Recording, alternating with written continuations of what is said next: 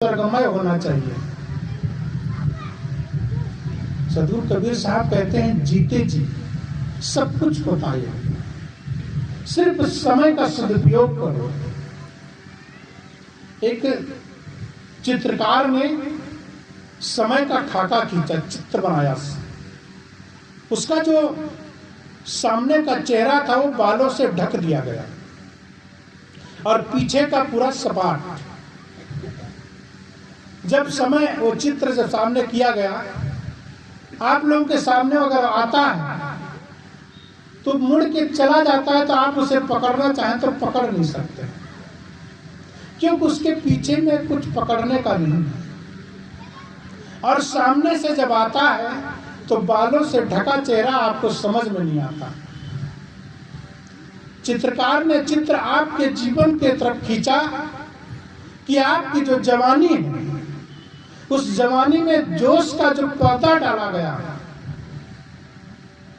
जवानी में जोश का जो पर्दा डाला गया, आपके सामने जवानी तो आती, लेकिन जोश का जो पर्दा पड़ा है, उसलिए उस समय को आप पहचान नहीं पाते हैं। और जब जोश खत्म हो जाता है, तब वो जवानी चली जाती है, तब पीछे से कुछ पकड़ने का नहीं रहता है और इंद्रियां पूरी शिथिल हो जाती हैं। एक बूढ़ा व्यक्ति जिसके हाथ नहीं चलते हैं, जिसके पैर नहीं चलते हैं, जिसकी कोई भी इंद्रियां काम नहीं करती हैं, दूसरे की चोरी क्या करेगा? दूसरे के खेत से धान क्या काटेगा? वो तो अपना नहीं काट पा रहा है, दूसरे का क्या काटेगा? इसलिए कहते ज्वान जोगी वैद्य रोगी सूर पीटी घाव रे, किमिया जन भीख मांगे इन्हें जनपति आवरे। ये सब कुछ जवानी में जो होता है, सब कुछ कर सकते हैं, बुढ़ापा में इंद्रियां काम नहीं करते। मुख से अगर भजन भी गाना चाहते हैं तो जबान नहीं पलटती है। किसी की आंखों से दर्शन करना चाहते हैं तो आंख से दिखता नहीं है। कानों से भजन सुनना चाहते हैं तो कान से सुनता नहीं है, आंख से दिखता नहीं है, पैर चले नहीं जाते हैं, शरीर जवाब दे रहा है, क्या भजन करेंगे? इसलिए जवानी में जो काम होता है बहुत आसानी से हो जाता है। इसलिए किसी ने कहा है कि समय से सो समय से जागो, समय से कर शुभ काम, ध्यान कर समय का प्यार। समय से सो समय से जागो, समय से कर शुभ काम, ध्यान कर समय का प्यार। जीवन में समय की बहुत जरूरत है। अगर हम समय पर ध्यान नहीं देंगे, सुबह 4 बजे समय से उठेंगे नहीं, तो हमें जो अमृत वेला जिसे कहते हैं ना हवा दवा, सुबह उठ करके पहले पुराने लोग, अपने बुजुर्ग लोग जो रहते थे, सुबह 4 बजे उठ जाते थे और बिस्तर छोड़ते ही धरती का प्रणाम करते थे और फिर वो पहला कदम उठ करके सीधे खेत चले जाते थे, लोटा डब्बा पकड़ के वापस आते थे, उनका व्यायाम हो जाता था। आज नवयुवक लोग बिस्तर से उठते ही नहीं, 8 बजे 9 बजे उठते हैं।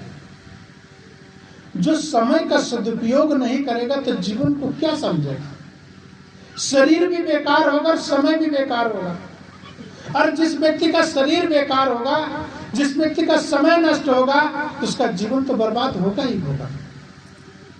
इसलिए सुबह उठ करके अपने जीवन को समझो। सुबह की बेला में इतना मन शांत रहता है और स्वभाव शांत रहता है, प्रकृति का स्वभाव भी शांत रहता है। आप जिस चीज को सोचेंगे, जिस चीज का संकल्प लेंगे, बच्चे अगर जिस चीज को याद कर लेंगे, कोई भी व्यक्ति अगर उस चीज को याद कर लेगा, वो कंठाग्र हो जाता है।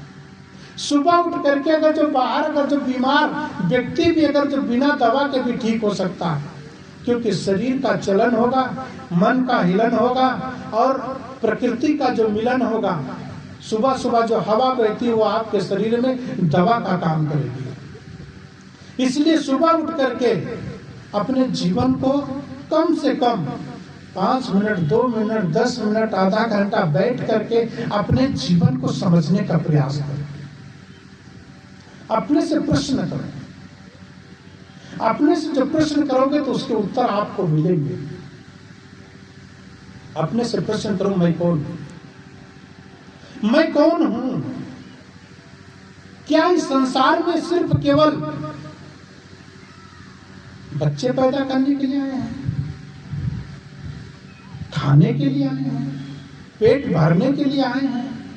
क्या सिर्फ इतना ही काम मेरा था? इसी के लिए हमें पैदा किया गया है? अगर जो नहीं तो क्यों? इस प्रश्न को अपने मन से देखो, मन से सोचो, मन से करो। कोई भी चीज, आज छोटी सी तंबाकू आप अपने हाथ पर रखिए, बीड़ी को अपने हाथ पर रखिए, सिगरेट को अपने हाथ पर रखिए और उससे पूछिए, उसको ध्यान से देखिए, उसके अंदर क्या अवगुण और क्या गुण है, आपके जीवन को कितना सुख उससे पहुंचा सकता है।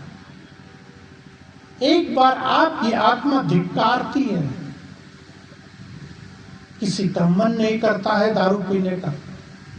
कोई भी जिस तरीके से दूध पीता है व्यक्ति, बड़े चाव से गिलास में लेता है और चुस्की मार के चाय पीता है, दूध पीता है, उस तरीके से कोई भी व्यक्ति दारू नहीं पीता है। मैं कई लोगों को देखा हूं, दारू पीते समय उसके चेहरे की आकृति बदल जाती है। क्यों? क्योंकि आपके अंदर बैठा हुआ आत्मा, बैठी हुई अंदर में परमात्मा आत्मा जो है, वो आपके दारू को स्वीकार नहीं करती। ये शरीर स्वीकार नहीं करता, इसलिए आपके चेहरे की आकृति विकृति हो जाती, बिगड़ जाती है, और जबरदस्ती आप उसको अंदर ले जाते हैं तो एक्शन रिएक्शन में चेंज होता है।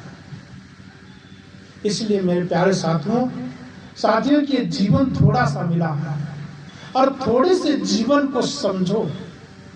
और अगर जो हम जीवन को समझेंगे ना, तो शायद जो सुख की कल्पना हम कर रहे हैं, जो सुख की कल्पना पर अपने परिवार में कर रहे हैं, अपने समाज में कर रहे हैं, शायद वो सुख की कल्पना ही रह जाएगी, अपने जीवन में उतरेगी नहीं। जीवन में उतारोगे तो हमें सुख मिलेगा। दुनिया का सारा ऐश्वर्य खरीद दे करके भी सुख को आप खरीद नहीं सकते। जिस तरीके से कछुआ के ऊपर में बाल नहीं उग सकते, उस तरीके से इस मार्केट में, इस पूरे दुनिया में सुख नहीं मिल सकता। सुख मन की स्थिति है, मुक्ति मन की स्थिति है, धर्म जीवन जीने की स्थिति है। अगर जो हम इसको अपने जीवन में धारण नहीं करेंगे तो सिर्फ बकते रहेंगे, सुनते रहेंगे, अपने जीवन हमारा जो सुखमय नहीं हो सकता। इसलिए प्राणी और पदार्थों का जखीरा बटोर करके इससे सुख नहीं, सुविधा मिल सकती है। वहां से हमें सुख न मिलेगा। सुख तब मिलेगा जब हम अपने मन को चारों तरफ से, बाहर से बटोर करके अंदर में समेटेंगे। मुक्ति मुक्त सब कोई कहे, मुक्त न चिन्हे कोई। मुक्ति मुक्त सब कोई कहे, मुक्त न चिन्हे कोई। अपने से जो प्रथा कहे ताई तज मुक्त हो।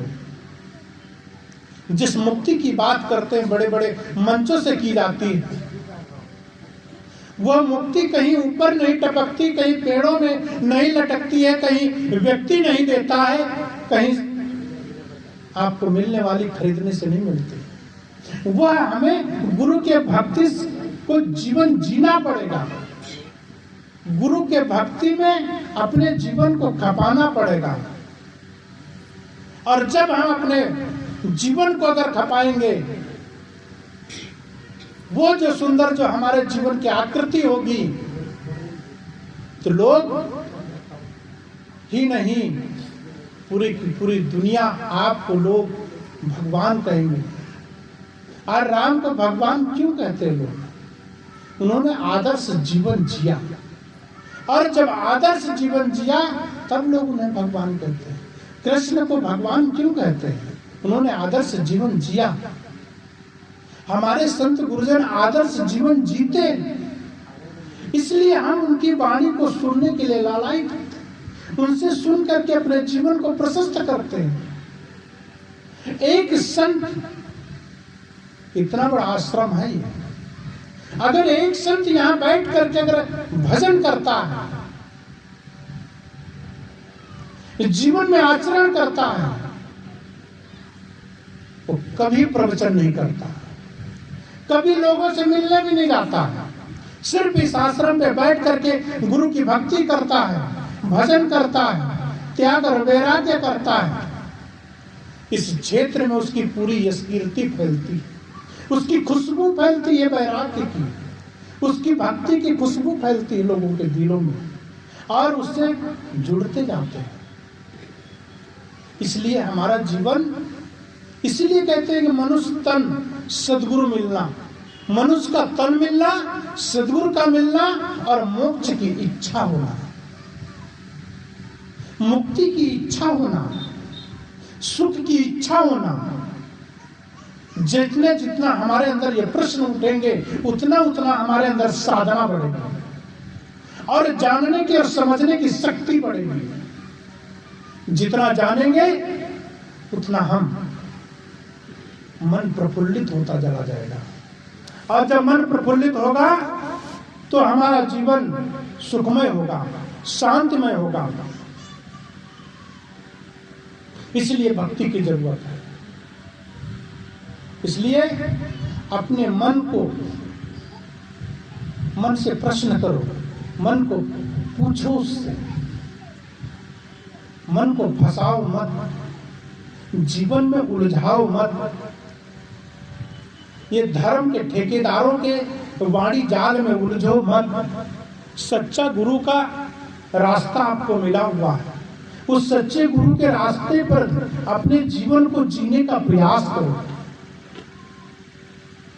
ये धर्म के चक्कर में अपने गुरु की भक्ति को छोड़ना नहीं, गुरु की भक्ति को लोगों को में प्रचार करना है। जैसे हम सुखी हो गए हैं, ऐसे हमारे गुरु भाई भी सुखी हो जाए, ऐसे हमारे पड़ोसी भी सुखी हो जाए। यही तो काम करना है। हम सुखी होंगे, दूसरे लोगों को बताएंगे, हमें सुख मिलेगा इस बात से, तो हमें दूसरों को बताना।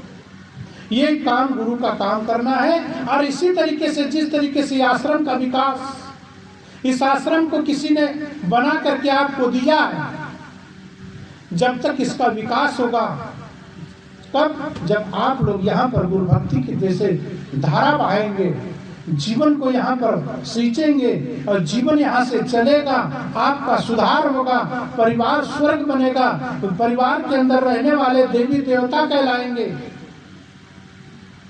आपस में पति पत्नी देवी देवता कहने का मात्र नहीं, जीवन जिए, देवी दैवीय जीवन जिए, देवता आप बने। जब आप देवता बनेंगे तो पत्नी को देवी समझेंगे, और जब पत्नी देवी बनेगी तब देवता को देवता समझेगा। इसलिए जीवन जीने की जरूरत है। मैं कह रहा था कि सद्गुरु मिलब मोक्ष इच्छा हो, मनुष्य का तन और सद्गुरु का मिलना और मोक्ष की इच्छा होना, ये तीनों पर हमने चर्चा किया। शायद आप इस बात को समझ करके अपने जीवन में उतारने का प्रयास करेंगे। और मैं इन्हीं बातों के साथ अपनी वाणी को समाप्त करता हूँ। बोलिए सद्गुरु कबीर साहेब की साहेब बंदगी साहेब।